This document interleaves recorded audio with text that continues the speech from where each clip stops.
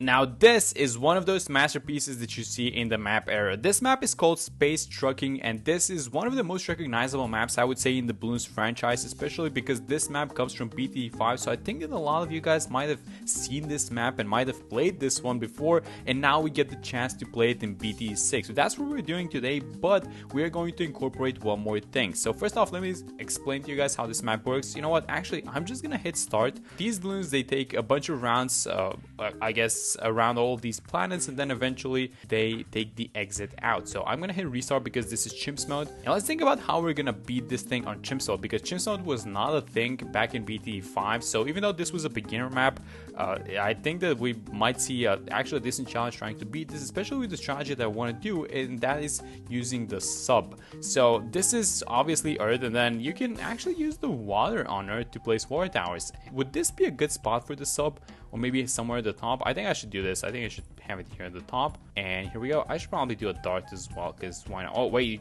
you cannot have darts on this portion, it looks like, but you can have on, wait a minute, how does this placement work? So I guess this is the track, and that's why we can't have any towers in there, but maybe I have a dart like over here. That's kind of one of the things with this map, because even though it's a very long map, you don't even have that much space to place towers on. So this should be very, very interesting, especially with the thing that I'm trying to do today, which is a very small change, which I was kind of thinking, how do I want to incorporate this, because I thought it was, I didn't think this was a huge change, but I thought it was interesting enough for me to make a video on it, and that is the change that happened to the millipad sub. It got two changes. The first change was that the price got reduced from 32 to 29,000, so it's about $3,000 cheaper, which makes it, I guess, a little bit more affordable. But then the second change was that it now does 5 extra damage to ceramics, which went from 15 to 20. So I was thinking, how about we do something like, I don't know, maybe we super buff this thing, maybe we get, crossfire with the bottom pad, and then we give it a bunch of stuff like an alchemist, and try and have this thing as the main DPS, but also maybe play around the abilities a little bit, and that's why I brought Geraldo as the hero. So I'm kind of saving up for Geraldo next, and we're gonna have the reach of potions, reset the cooldowns,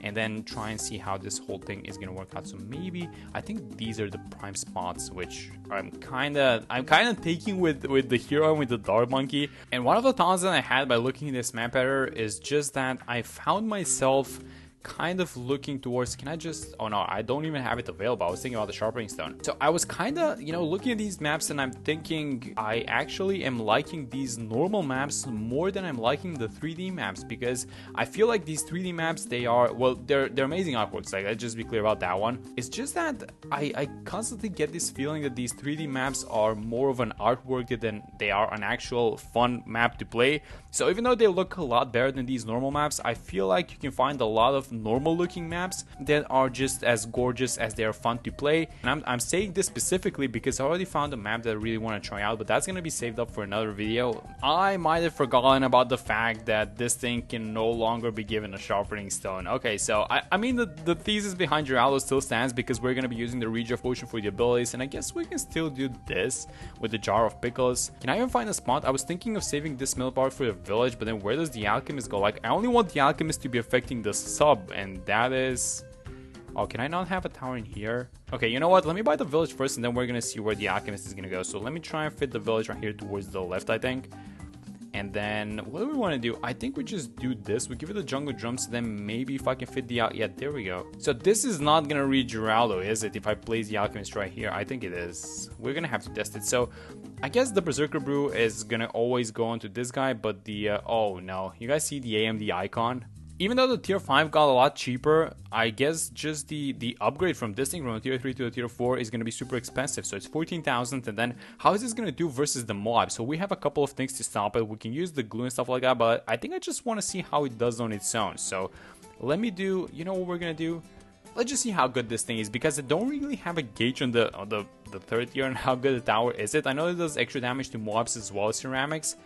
And let's just see how good this thing is in general. Oh yeah, that is actually semi-surprising, I would say. Like, I thought it was going to deal with it, but it kind of dealt with it a little bit better than I expected, I would say. Okay, so let's start working towards the first strike. I guess this whole thing is going to be just the sub surviving on its own. I don't want to get the stronger stimulant yet, because I do want to get the first strike first. Even though, does the first strike offer any extra damage in regards to the third tier? I'm very curious about that one actually, because I'm not exactly, I'm not using this tower a lot, guys. I'm really not a first strike capability enjoyer, I would say. So if the damage starts lagging at any point, I think that's gonna be it, because I don't think there's gonna be a significant damage change, not even from the tier 3 to the tier 4, but from the tier 4 to the tier 5, honestly.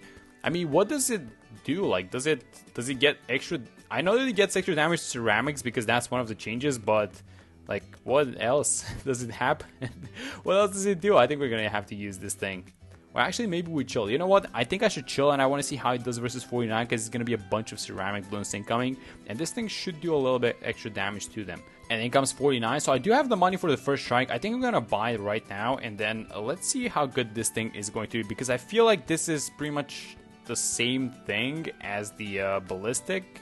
Okay, so I'm kind of surprised of how well this thing is doing for I guess an ability tier 4, because that's the only thing that this thing is getting used for, just the first strike. I don't think anyone uses this for damage. I mean, not at least not myself, but it seems to be defending. This is the only thing doing any damage at this point. I don't have any other damage towers. I'm gonna be honest, I'm a little surprised that this tower is doing so well, and this is the BFB, so I'm just going to let the BFB just get attacked by this thing. I'm not gonna use the ability, even though we can wipe it, and then if something goes wrong, I guess we can still use the ability, but I'm just gonna see if this thing can even defend the BFB by itself. Just keep in mind, this is a 200 village, a 420 alchemist, and just a 042 sub, and I think that if Bloons go... No, there's one more round. Okay, so they do one more round around Earth. Okay, so getting close to the preemptive, I think the 45 mollies might be a little bit of an issue. And then how does this thing do versus the ceramic waves in 63? I'm not gonna buff it with anything, even though we can buy something like an overclock. And as I say that, I mean, these normal balloons are leaking a little bit. Maybe we do some micro shenanigans? Is that even a thing? I don't think it is. You know what? This 45 mob needs to pop right now. Wait a minute, there are balloons at the front. Let me use the ability. I clicked number 2 and the ability is number 1. I don't know why I tapped the number 2 on the keyboard, but we have to restart this. Okay, so it was all fun and games until the 45 mobs came in. So I'm going to use the ability now, and hopefully, yeah, that got damage on both of them. Wait a minute. What just happened? What? Okay, what happened there? Why didn't the 45 mob pop from the rocket? Is this thing bugged, or is the targeting following the attack? So if I have this thing as strong and I use the ability now, there it is. Okay, that might have been it actually. But we got through 62, so now we have, I think we have the Reach of Potions. Yeah, there we go. So we have only one. And this is gonna be the first wave. Let's see how it does. Like, it's got some AoE and it's got some extra ceramic damage, so I think it might... Oh yeah, look at that. So it actually dealt with the ceramic waves by its own. That's actually kind of... I wouldn't say that's surprising, but it's kind of interesting that this tower can do that.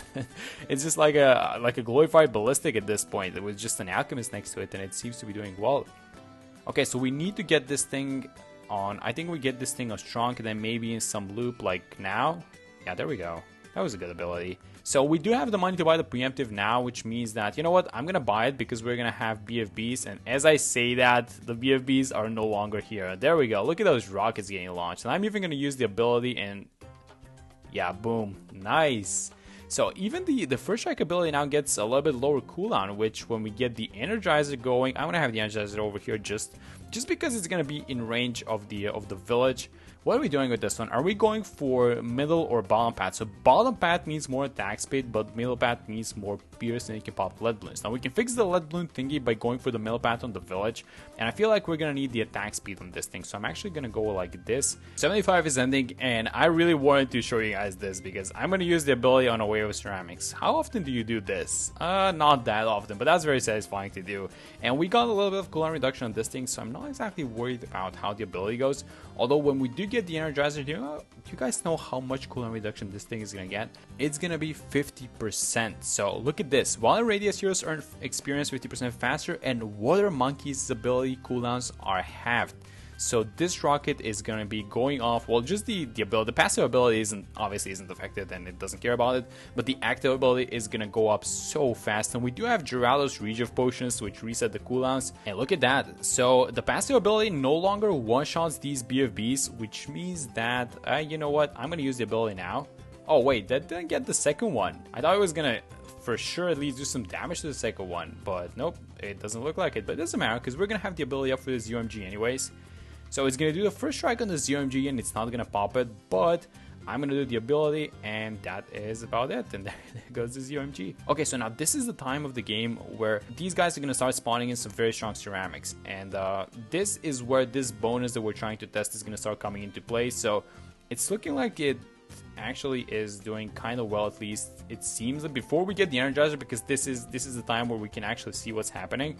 But it does look like it's getting a little bit overwhelmed by these smaller balloons. So maybe we need to stop these guys by getting something like a Moab glue, or maybe get something like, I don't know, some boomerangs going just to kind of stop them. And I say that, and we have the Energizer ready. So I think I'm gonna buy it right now, and just watch those cooldowns, guys. Those cooldowns are gonna be crazy. So we have a bunch of these 45 BFBs, and I'm gonna use the ability right now. So let's use it. Now let's see how fast it comes off. Oh my god, that's super fast. Yeah, this thing is gonna go off multiple times in one single round. So let's use it one more time. And it seems to be popping 45 ceramics pretty easily, although it's only round 82, so let's not jinx it. But this thing is looking very good, I have to say. Okay, so here's what I'm gonna do. Let me buy this thing, do it like this. I'm just gonna have, am I getting this? I think I'm gonna get the splatter. Actually, am I getting the relentless glue? That's my question. I think I should probably, because the stun is gonna be super good. Yeah, oh my god, the stun is so good. Okay, so let me, you know what, maybe we should play with this thing a little bit. So let's use the ability, let's refresh once, let's use it again. I mean, that was not worth it at all because it was just 2 BFBs, but it's fine. This is gonna come off cooldown, so I really want to have these guys ready for like the 90s, especially the late 90s. And then what else are we doing? Let's just keep using these abilities. This feels like a little bit feels like the Pirate Lord hook of how fast this cooldown is. I mean, I do not think that this thing is gonna get to attack and pop these ZOMGs. Maybe one of them with normal attacks. That's 3 ZOMGs gone. Imagine what's gonna be happening with these rounds like 96, 98, especially 98. Oh my god, I can't wait for 98. I'm gonna use all these abilities. It's gonna be like at least 5-6 abilities in a single round, I think. Okay, so these guys are very close together. So if I do this, it's still only gonna be 1. I feel like we're gonna need the boomerang. You know what? I'm gonna get the boomer. And the boomer is gonna kind of push everything together and clump them up a little bit better, I feel like. Let's use the ability, boom. Oh my god, this thing is so fun to use. Let me use the ability, and boom, everything goes. This is such a fun ability. I think you just need to have the combo and everything ready, but when everything is up and running, this is just so fun to use. And the Energizer is dealing with a bunch of these ceramics. I have to be honest, even though a lot of this, I guess the majority of the damage is being done by this thing, it's got 700,000 pops, and it's going kind of fast.